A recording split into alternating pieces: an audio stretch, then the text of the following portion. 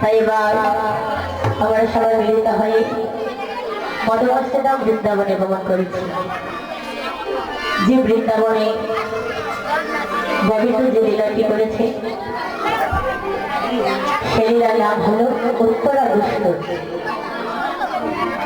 তবে এই যে উত্তরাগুষ্ট, হরিবল হরিবল রাত্রি কথা বলুন রাধে।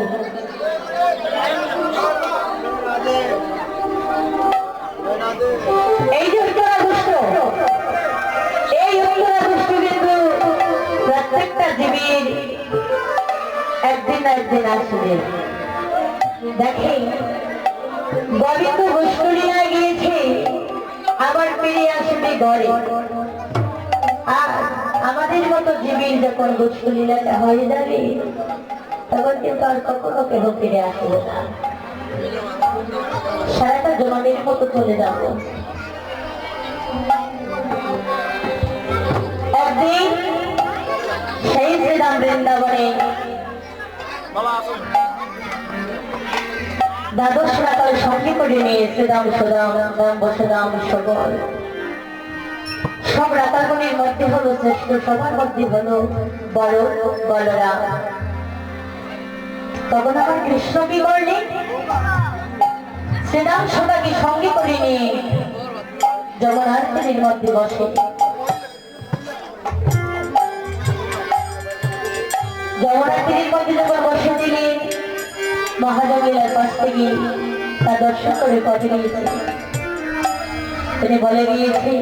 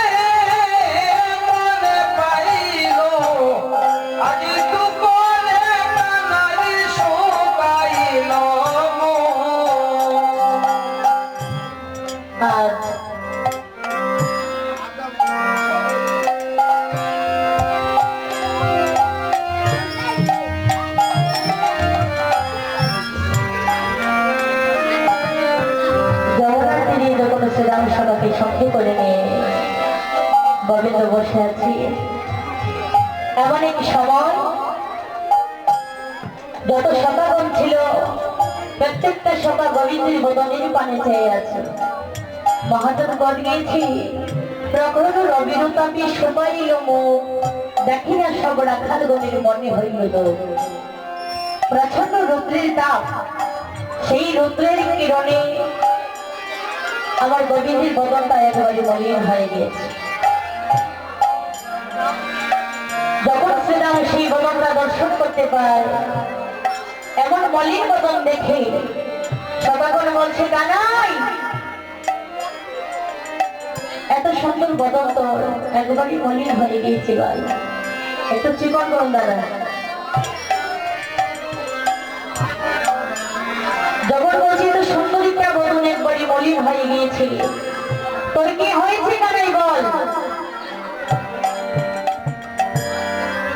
তখন আমার গোবিন্দ কি বলছে, মা শ্রীরামকে লক্ষ্য করে বলছে, শ্রীরাম জানিস আমার কি হয়েছে?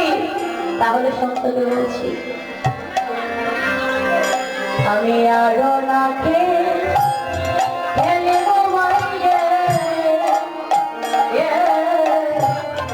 চলো গড়ে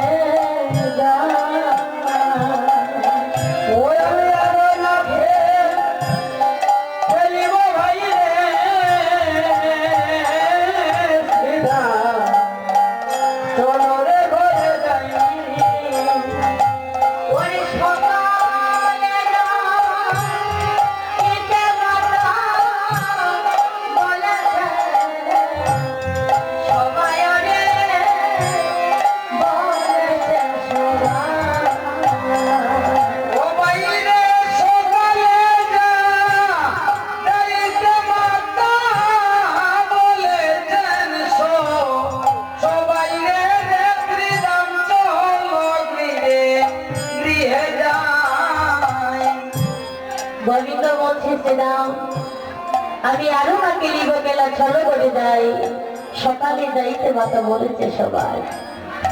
যখন এই কথা বলছি, শ্রীরাম আমি আর কখনো খেলা করতে পারবো না। সকাল হইতে যখন মা আমাকে গুষ্ঠ গোচারণে পাঠিয়েছিল, তোদের হাতে ধরে কতটা নিবেদন করেছিল, কতটা বিনয় করে বলছিল, গগনে বেলা থাকতে যেন আমাকে নিয়ে তোমরা গেহে দাও। দেখ না শ্রীরাম, বেলা প্রায় অবসান হয়ে গিয়েছে, আমি কিন্তু এখনো আছি বনের মধ্যে, আমি পারবো না রে, আর কখনো খেলা করতে পারবো না, চল আমাকে নিয়ে আমার মায়ের কাছে। যখন কথা বলছি, শ্রীরাম বলছি, কানাই তুই তোর মায়ের জন্য কাঁদছিস? আরে এই কানাই, তুই যেভাবে বনের মধ্যে এসেছিস আমরা সবাই তো একইভাবে এসেছি। হ্যাঁ, তোর মাকে তুই যেভাবে গড়ে রেখে এসেছিস, আমাদের মাকে তো আমরা গড়ে রেখে এসেছি। আর তুই তোর মায়ের জন্য বলতে সার খেলা করবে না, তোকে নিয়ে গৃহে চলে যাব। গোবিন্দ বলছি, শ্রীরামরে আমার এমন একটি মা নেই যে মায়ের উপরে জগতের মধ্যে কারো তুলনা হয় না। এমন এক মা, মা আমাকে তো কষ্ট করে রে, কত সাধনার বলে, কত তপস্যার বলে আমাকে পুত্র রূপে দর্শন করে। সেই তো সদা মা সদাগর বলছে, কানাই এই কি বলছিস? তোর মা তোকে সাধনার বলে, তপস্যার বলে পেয়েছি, এমন কি করেছে রে? গোবিন্দ বলছে, এই যে নন্দ মহারানী, নন্দ মহারাজ পূর্ব জন্মে ওরা ব্রাহ্মণী ছিল, যার নাম ছিল দরাদ্রুরে। ওদের মনে একটা আশা ছিল, একটা বাসনা ছিল, গোবিন্দ যদি আমার সন্তান হতো, কৃষ্ণ যদি একবার আমাকে মা বলে ডাকতো, গোবিন্দ যদি একবার মা বলে আমার কোলে আসতো, আমার জন্মটা ধন্য হয়ে যেত। তবে দেখেন বাবা, ভগবানকে যারা ভালোবাসে, ভগবান তাদের কি কখনো সুখে থাকতে দেয় না, সারাটা জন্ম কাঁদিয়ে নেয়। গোবিন্দ মনে মনে ভাবলেন, মা তোর এত বড় মনে আসা, কৃষ্ণ যদি তোর সন্তান হতো, গোবিন্দ যদি তোকে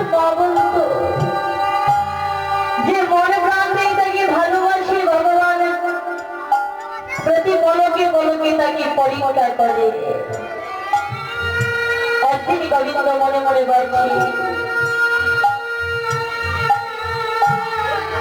এত বড় আশা করেছে ব্রাহ্মণ ব্রাহ্মণী, তবে ওদেরকে তো আমাকে পরীক্ষা করতে হবে, ওরা কেমন ভক্ত হয়েছে। সেই গোবিন্দ অতিথি রূপে গিয়েছিলেন দোলার বাড়ি।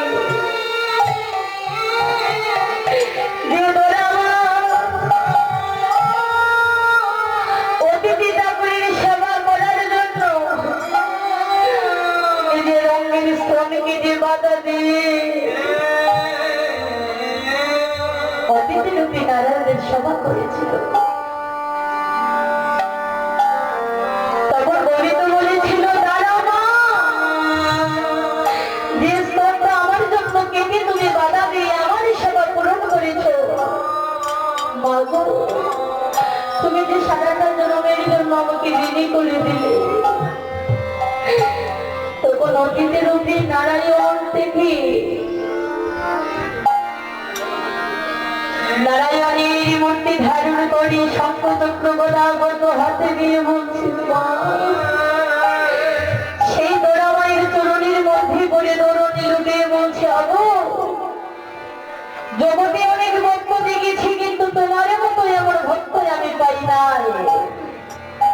তখন সেই গোবিন্দ মায়ের চরণে ধরে আবদ্ধ হয়েছিল, তুমি জন্মে জন্মে আমার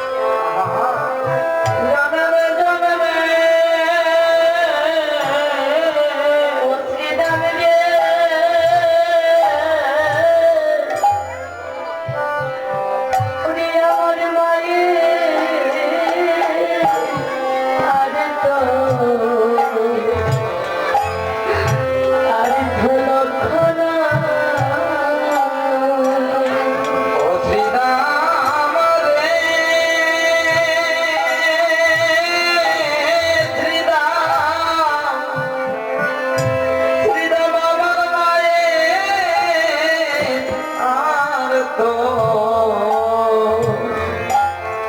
আর তো লক্ষ্য নাই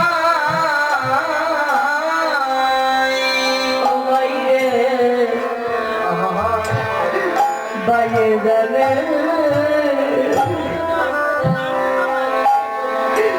বাইরে বেদো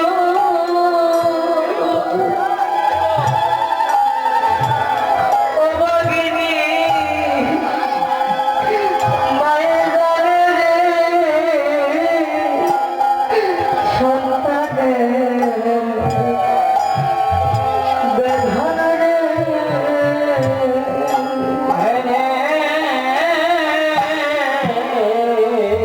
আমার ভাই জানে রে ভাইয়ার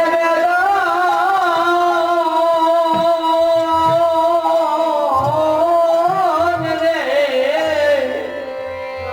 আমার ভাই জানে তো তানে বেদন রে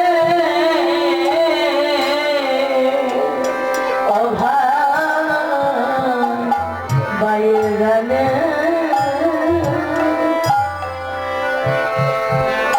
বাইরে বেদন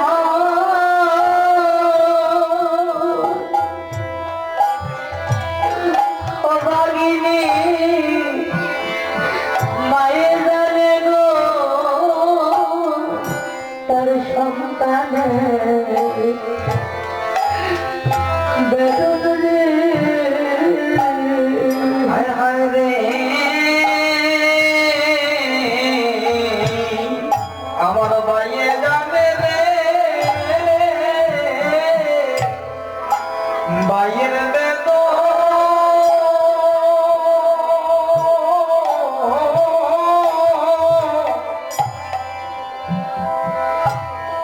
ময়দানে তার সন্তানে বেদন রে ওরে ওরে মা বিনাশ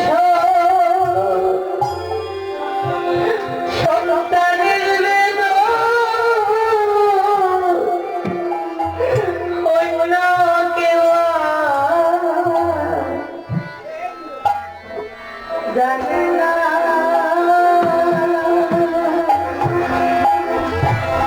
ও বাইরে ওরে মা বিনাশ সন্তানের বেদন ওরে অন্য কেউ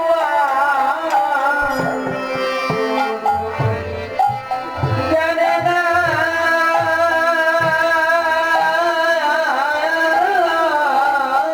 ওরে মাবিনে বেদন আর কেউ জানে না ওরে ভাবিলে বেদন আর কেউ জানে না ওরে সন্তানের মনের বেদনা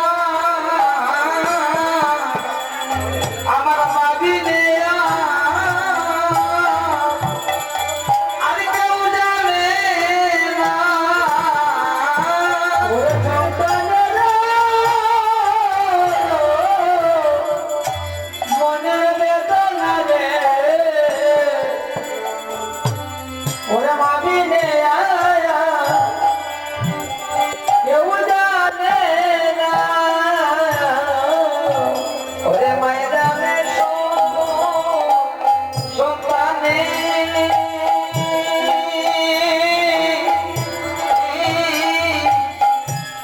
সন্তানের বেদনা ত্রিধাম